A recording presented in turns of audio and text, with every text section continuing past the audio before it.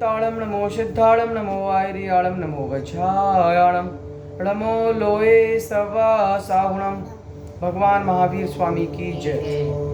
हमने पद्म पुराण के अंतर्गत पर्व 20 में ऋषभदेव से लेकर भगवान महावीर तक जो तीर्थंकर हुए एक इस काल में, वर्तमान के कल्प काल के अर्धभाग में, उनके जन्म स्थान के बारे में जाना, उनके माता पिता के बारे में जाना, उनके मोक्ष स्थल के बारे में जाना। अब हम आगे बात करते हैं। आगे आप सुनिए। हमने ये जाना ऋषभदेव से पहले 3 काल हुए थे, उसमें 14 कुलकर हुए हैं। उन 14 कुलकरों के हमने आयु के बारे में जाना, उनकी शरीर की अवधारणा के बारे में जाना, आदि के बारे में हमने जाना।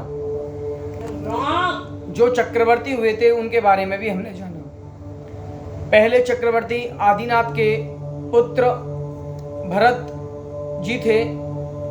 उसके बाद दूसरे चक्रवर्ती भगवान अजितनाथ के समय में हुए थे। जो दूसरे नाम चक्रवर्ती थे वो अजितनाथ भगवान के समूह शरण में केवल ज्ञान को प्राप्त करते हुए सगर चक्रवर्ती मोक्ष को प्राप्त कर लिया था।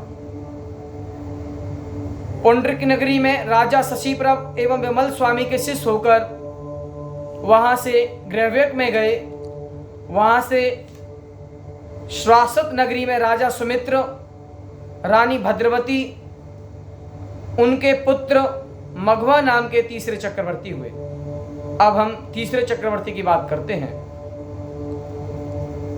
पुंडरीक नगरी में राजा शशिप्रभ वह विमल स्वामी के शिष्य होकर ग्रेव्यकों में गए। जो 9 ग्रेव्यक हैं उनमें से किसी एक ग्रेवक में जाकर वहां से राजा बने सुमित्र। वहां से राजा नहीं बने, उनके पिता राजा सुमित्र और उनकी मां रानी भद्रवती, उनके जो पुत्र हुआ जिनका नाम मधवा था, वो तीसरे चक्रवर्ती हुए हैं।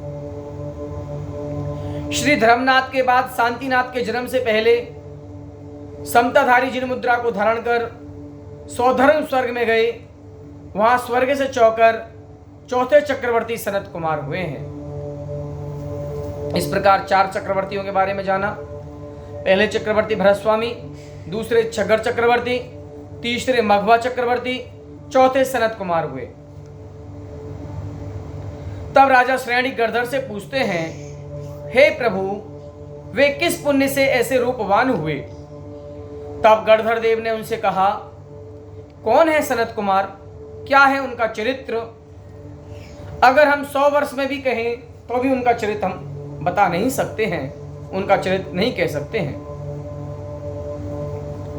जो जीव जब तक जैन धर्म को स्वीकार नहीं करता है वह अनादिकाल से अनंत काल तक संसार में परिभ्रमण करता रहता है। इस संसार में 84 लाख योनियां हैं। अनंत भव धारण कर चुका है। अनंत काल से संसार में दुखों को भोग रहा है। संसार में किसी भी पर्याय में, चाहे वो त्रियंच पर्याय हो, चाहे नरक पर्याय हो, चाहे देव पर्याय हो, चाहे मनुष्य पर्याय हो, चारों पर्यायों में अनंत दुख हैं। अनंत दुखों का कारण जो आत्मा में अनंत काल से अनंत कर्म लगे हुए हैं उनका फल भोगना पड़ता है। कभी मनुष्य त्रियंच बनता है, वह मनुष्य की आत्मा कभी नरकों में जाती है, कभी स्वर्गों में जाती है और इस संसार में परिभ्रमण करती रहती है। कभी वह क्षणिक सुख को प्राप्त करता है और पुनः अनंत दुख की ओर बढ़ जाता है। परंतु हम इन संसार के दुखों का वर्णन करें तो हम कदापि नहीं कर पाएंगे। अब हम आगे की बात करते हैं। गोवर्धन गांव में अच्छे सज्जन मनुष्य रहते हैं। वहां पर एक जिंदत नाम का एक श्रावक रहता है। बड़ा धर्मात्मा है। जैसे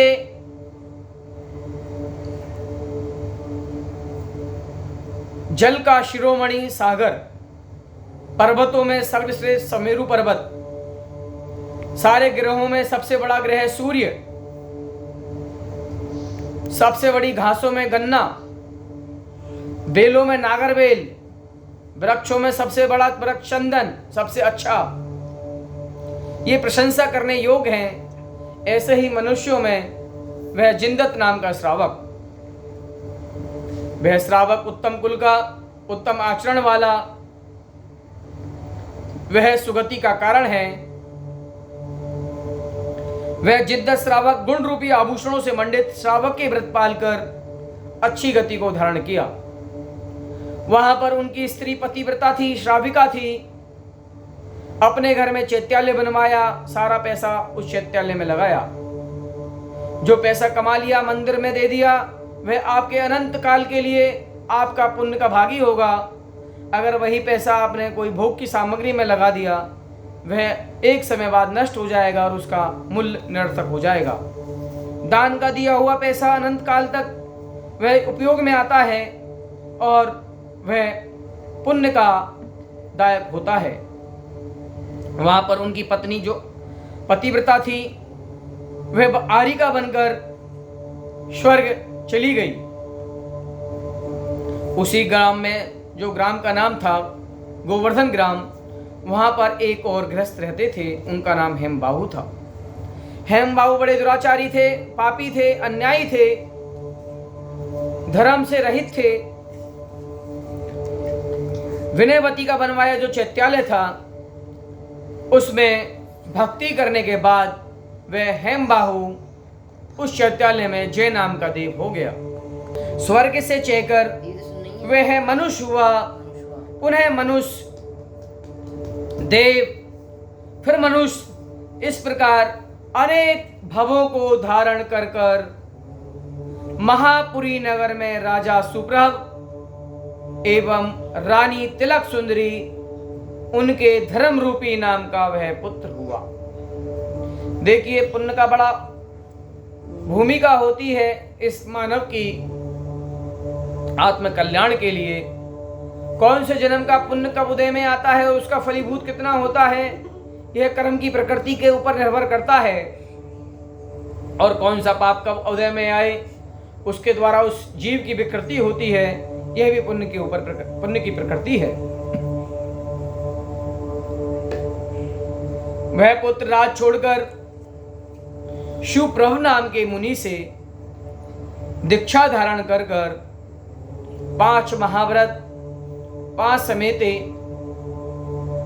3 गुप्ती का पालक, आत्मध्यानी, गुरु सेवा में अत्यंत लीन, अपने शरीर से कोई मोह राग नहीं, सिर्फ अपनी आत्मा का चिंतन, शरीर के प्रति कोई लगाव नहीं, निर्मोही होकर जीव के दयाओं के धारण, इंद्र और मन को वश में करने वाले, संकादि दोषों से रहित, साधुओं का भक्त, वह जीव जो कि राजा के यहाँ पे पुत्र हुआ था, मुनि व्रत धारण किया और समाधि पूर्वक मरण को प्राप्त कर 4थे स्वर्ग में चला गया। वहां के स्वर्ग के सुखों को भोगा और वहां से सुखों को भोगने के बाद नागपुर नगर में राजा विनय, रानी सहदेवी, उनका पुत्र यह सनत कुमार हुआ। हमने 4थे सनत कुमार चक्रवर्ती जो हैं, उनके पूर्व भवों के बारे में जाना कि वो कभी मनुष्य हुए, कभी देवों में गए, फिर मनुष्य हुए, फिर मुनिव्रत को धारण किया, फिर स्वर्ग में गए, फिर वहां से पुनः मनुष्य हुए और पुनः चक्रवर्ती बने। यह जीव की अत्यंत कहानी है। जो लोग अपने कर्मों का क्षय करते हैं, निश्चित वो मोक्ष को प्राप्त कर लेते हैं। कहा गया है भावना भवनाशिनी। जो लोग भावना भाते हैं कि हमें संसार का त्याग कर कर उस परम पद को प्राप्त करना है जहां पर अनंत सुख है अनंत काल के लिए, वह निश्चित ही उस पद को प्राप्त कर लेते हैं। अब ऐसे सनत कुमार चक्रवर्ती, हम एक चक्रवर्ती का वर्णन क्या कर सकते हैं? पूरे 6 खंड पृथ्वी का राजा अधिपति, 1 खंड राज करने वाले ऐसे सनत कुमार चक्रवर्ती महारूपवान, एक दिन सौधर्म ने चक्रवर्ती के रूप में उनकी प्रशंसा की। कहा ऐसा चक्रवर्ती जिसका कोई रूप इस प्रकार, वह चौथा चक्रवर्ती सनत कुमार हुए। जब उनकी बात चल रही थी स्वर्ग में सौधर्मेंद्र के पास कि वो चक्रवर्ती बड़े सुंदर हैं, तो उनके रूप को देखने के लिए स्वर्ग से देव आए और आकर गुप्त रूप से चक्रवर्ती का रूप देखा। उस समय वे चक्रवर्ती कुश्ती का अभ्यास कर रहे थे। शरीर पर कुश्ती करते समय मिट्टी लग गई थी और स्नान के लिए एक धोती पहनी और अपने आसन पर बैठ गए। उसी समय वह देव उनकी परीक्षा लेने या उनका रूप देखने के लिए मोहित था। वह देव उनके रूप को देखकर बड़े आश्चर्य को प्राप्त हुआ और कहने लगा, ऐसा रूप मैंने कभी नहीं देखा है, इनका रूप बड़ा मोहित करने वाला है। जबकि उनके शरीर पर मिट्टी लगी हुई थी, सिंपल एक धोती पहने हुई थी, फिर भी वे बड़े उनके रूप को देखकर बड़े मोहित हुए और बड़े आश्चर्य को प्राप्त हुए। पुनः सनत कुमार चक्रवर्ती स्नान करने के बाद अपने पूरे राजा के वेशभूष में, जो चक्रवर्ती का वस्त्र आभूषण होते हैं, उनको पहनकर अपने सिंहासन पर बैठे। तब देव प्रकट होकर दरवाजे पर आए और द्वारपाल ने चक्रवर्ती से कहा कि हे राजन, आपका रूप देखने के लिए स्वर्ग से देव आए हैं। चक्रवर्ती अनुपम श्रृंगार कर बैठे थे, फिर भी देवों के आने से और भी शरीर को सजाया गया। फिर देवों को बुलाया, देव आए, चक्रवर्ती का रूप देखकर सिर को हिलाया और कहने लगे, एक क्षण पहले स्नान के समय जो रूप देखा था अब वैसा नहीं है। मनुष्य के शरीर की शोभा क्षण भंगुर है। धिक्कार है इस जगत की आसार माया को।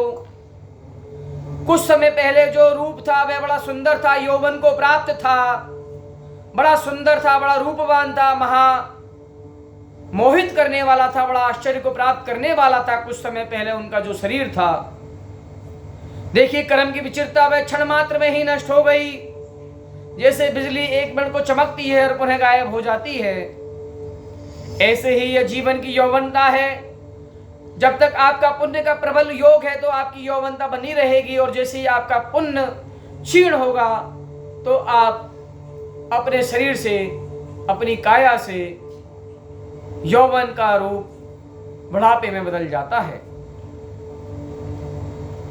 देवों के वचन जानकर सनत कुमार बड़े ज्ञानी थे, बड़े जानने वाले थे। उनको जैसे ही उन्होंने बात सुनी देवों के द्वारा, उनके मन के अंदर वैराग्य की भाव उत्पन्न हो गए, वीतराग भाव जाग गए और उन्होंने राजपाट को त्याग कर दिगंबरत्व वेश धारण किया और महामुनि बनकर महातप करने लगे। जैसे ही वो तप करने लगे उनके अंदर बहुत सारी रिद्धियां प्रकट हो गई और पुनः कर्म निद्रा के लिए उनके शरीर में कुछ रोग लग गया जो कि पूर्व कर्म के अधीन था। उनके पास ऐसी रिद्धियां थी कि वे अपने रोग को शांत कर सकते थे, लेकिन अपनी रिद्धियों का उन्होंने प्रयोग नहीं किया। उन्होंने कहा कि मेरे अंदर जो रोग हैं उनको लगने दो, मेरे पूर्व में किए हुए जो कर्म हैं वो क्षीण होंगे और मैं अगर उन रिद्धियों से कर्मों को, उन रोगों को नष्ट करता हूं तो मेरे कर्म बरकरार रहेंगे। उन्होंने अपने रोगों को सहन किया, सहन शक्ति को प्रबल किया और अपने रोगों का परिसर सहन करने लगे।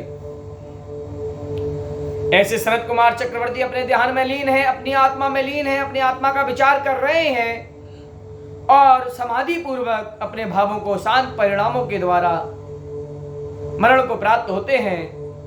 समाधि पूर्वक मरण किया हुआ निश्चित से देवगति को प्राप्त होता है और वो तीसरे स्वर्ग में देव होते हैं। वहां से जब देव की आयु पर्याय पूर्ण होती है, शांतिनाथ भगवान से पूर्व और मघवा तीसरे चक्रवर्ती के बाद में हुए और पुंडरीक नगरी में राजा मेघरथ वह अपने पिता धनरथ तीर्थंकर के शिष्य मुनिवन सरवार सिद्धि को पधारे। वहां से चेकर हस्तिनापुर में राजा विश्वसेन रानी ऐरा देवी, उनके तीर्थंकर कामदेव, चक्रवर्ती, ऐसे 3 पद के धारी शांतिनाथ भगवान 16वें तीर्थंकर, 5वें चक्रवर्ती हुए और कामदेव भी थे वो। ऐसे शांतिनाथ भगवान जगत में शांति करने वाले, उनका जैसे ही जन्म हुआ सुमेरु पर्वत पर सौधर्म इंद्र उनको ले गया, वहां पर भगवान का जन्माभिषेक किया, पुनः भगवान को उनके नगर में अपनी उनकी रानी उनकी मां को सौंप दिया। ऐसे शांतिनाथ भगवान चक्रवर्ती थे, पूरी पृथ्वी पर एक छत्र राज करने वाले, 6 खंड के पृथ्वी पर राज किया।